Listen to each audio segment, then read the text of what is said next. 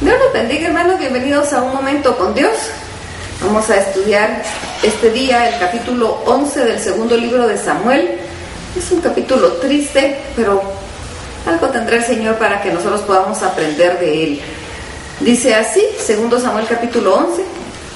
Aconteció al año siguiente, en el tiempo que salen los reyes a la guerra, que David envió a Joab y con él a sus siervos y a todo Israel, y destruyeron a los amonitas y sitiaron a Rabá, pero David se quedó en Jerusalén.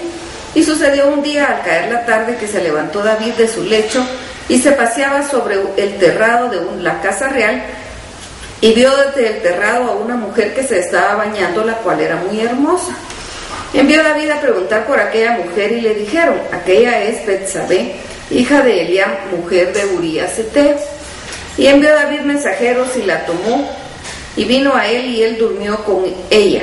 Luego ella se purificó de su inmundicia y se volvió a su casa. Y concibió la mujer y envió a hacerlo saber a David, diciendo: estoy encinta. Entonces David envió a decir a Joab: envíame a Urías Heteo. Y Joab envió a Urías a David. Cuando Urías vino a él, David le preguntó por la salud de Joab y por la salud del pueblo y por el estado de la guerra. Después dijo David a Urías: desciende a tu casa y lava tus pies.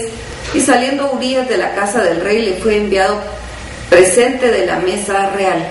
Mas Urías durmió a la puerta de la casa del rey con todos los siervos de su señor, y no descendió a su casa. E hicieron saber esto a David, diciendo: Urías no ha descendido a su casa. Y dijo a David a Urías: ¿no has venido de camino? ¿Por qué pues no descendiste a tu casa? Y Urías respondió a David: el arca e Israel y Judá están bajo tiendas, y mi señor Joab y los siervos de mi señor en el campo. ¿Y había yo de entrar en mi casa para comer y beber y a dormir con mi mujer? Por vida tuya y por vida de tu alma, que yo no haré tal cosa. Y David dijo a Urías: quédate aquí aún hoy, y mañana te despacharé. Y se quedó Urías en Jerusalén aquel día y el siguiente, y David lo convidó a comer y a beber con él hasta embriagarlo. Y él salió a la tarde a dormir en su cama con los siervos de su señor, mas no descendió a su casa. Venida la mañana, escribió David a Joab una carta, la cual envió en manos de Urías. Y escribió en la carta diciendo: poned a Urías al frente en lo más recio de la batalla, y retiraos de él para que sea herido y muera. Así fue que cuando Joab sitió la ciudad, puso a Urías en el lugar donde estaban los hombres más valientes, y saliendo luego los de la ciudad, pelearon contra Joab, y cayeron algunos del ejército de los siervos de David, y murió también Urías Heteo. Entonces envió Joab e hizo saber a David todos los asuntos de la guerra, y mandó al mensajero diciendo: cuando acabes de contar al rey todos los asuntos de la guerra, si el rey comenzare a enojarse y te dijere: ¿por qué os acercasteis demasiado a la ciudad para combatir? ¿No sabíais lo que suelen arrojar desde el muro? ¿Quién hirió a Abimelech, hijo de Jerobaal? ¿No echó una mujer del muro un pedazo de una rueda de molino y murió en Tebes? ¿Por qué os acercasteis tanto al muro? Entonces tú le dirás: también tu siervo Urías Heteo es muerto. Fue el mensajero, y llegaron, contó a David todo aquello a que Joab le había enviado. Y dijo el mensajero a David: prevalecieron contra nosotros los hombres, todos los que salieron contra nosotros al campo, bien que nosotros les hicimos retroceder hasta la entrada de la puerta. Pero los flecheros tiraron contra tus siervos desde el muro, y murieron algunos de tus siervos, de los siervos del rey. Y murió también tu siervo Urías Heteo. Y David dijo al mensajero: así dirás a Joab: no tengas pesar por esto, porque la espada consume ora uno, ora otro. Refuerza tu ataque contra la ciudad hasta que te la rindas, y tú aliéntale. Oyendo la mujer de Urías que su marido Urías estaba muerto, hizo duelo por su marido. Y pasado el luto, envió David y la trajo a su casa, y fue ella su mujer, y le dio a luz un hijo. Mas esto que David había hecho fue desagradable ante los ojos de Jehová. Bien, es una historia triste. Este hombre, este gran rey, que Dios le había dado tanto, como que se le olvidó en algún momento que él era el que agradaba a Dios, que él tenía que vivir una vida agradable a Dios. Ve a esta mujer, y siempre he pensado que si nosotros no confesamos nuestro pecado a tiempo, los pecados se encadenan, y tras un pecado viene otro, y viene otro, y viene otro. Este hombre peca contra Dios al hacer traer a esta mujer, sabiendo que ella era casada, traerla a su casa y dormir con ella. Había ya un pecado ahí, pero él no confesó su pecado a Dios, sino que él continuó como que nada había pasado, pues era el rey y según él podía hacer lo que él quisiera, pero no. Siempre él tenía que pensar que él era el que agradaba el corazón de Dios. Y esto era algo que no podía agradar a Dios. La mujer concibió y ella lo hizo saber al rey diciendo que ella estaba esperando un bebé. Sabemos que quien da la vida es Dios.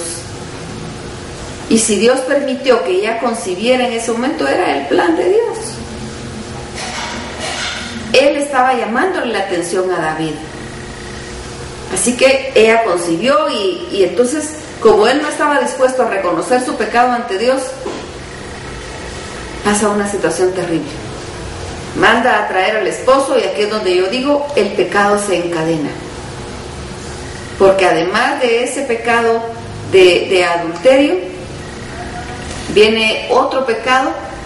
Él llama bajo engaños al esposo y trata de hacer lo que llegue a su casa y que duerma con su mujer para que todos pensaran que el hijo era del esposo. Es que a Dios no lo podemos engañar. Estaba tratando de engañar a Dios. ¿Qué le pasaba? Pero muchas veces hacemos nosotros lo mismo. A Dios no lo podemos engañar. Se encadena con otro pecado. Luego dice, pónganlo al frente y que muera, porque él no quiso bajar a su casa.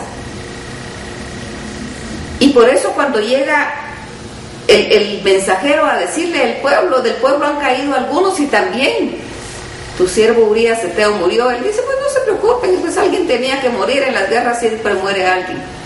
Él se sintió satisfecho. Se suma también el pecado de matar a este hombre. Y entonces ya él, sintiéndose libre, manda a traer a Betsabé, que es era la esposa de Urías, y la hace su mujer. Según él había librado todo y no había problema, pues ella había quedado viuda y según las costumbres de ellos, él la había redimido para que ella no quedara sola. Y entonces aparentemente a los ojos de los hombres todo estaba bien. Murió Urías, pero el rey amablemente se hizo cargo de la esposa del que había fallecido. Era una costumbre que ellos tenían. Con nosotros, por supuesto, no se acostumbra así, pero en ese tiempo sí, lo acostumbraban así, y entonces toda la gente podía decir, pues qué bueno el rey. A Dios no lo podemos engañar. Dios no pasa inadvertido de las situaciones que están pasando. Él sabe lo que nosotros estamos haciendo, es más, lo que estamos pensando, de las intenciones de nuestro corazón. Él las conoce.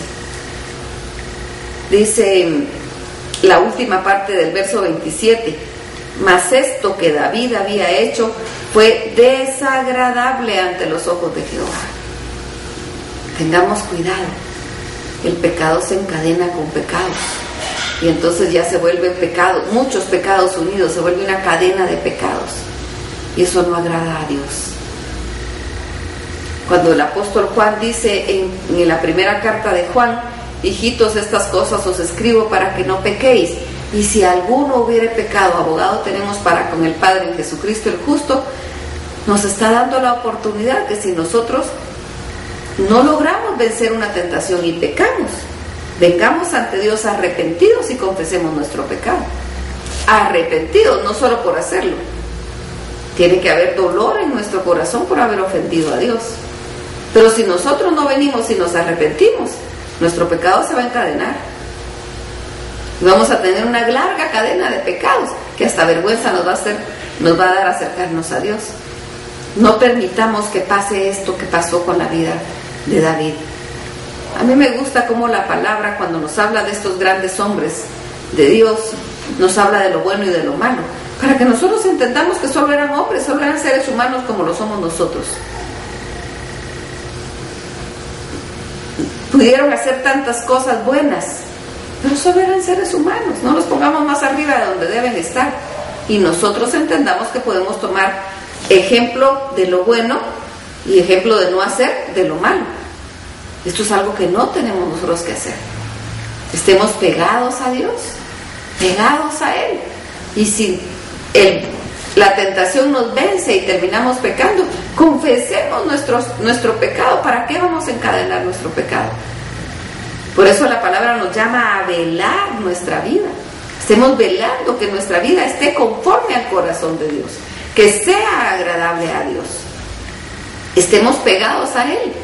La mejor manera es estar estudiando la palabra y constantes en la oración. Y en cualquier momento que venga una tentación y que venga a nuestra mente y baje a nuestro corazón, el Espíritu Santo nos va a llamar la atención para que no caigamos en la tentación. Escuchemos la voz del Espíritu.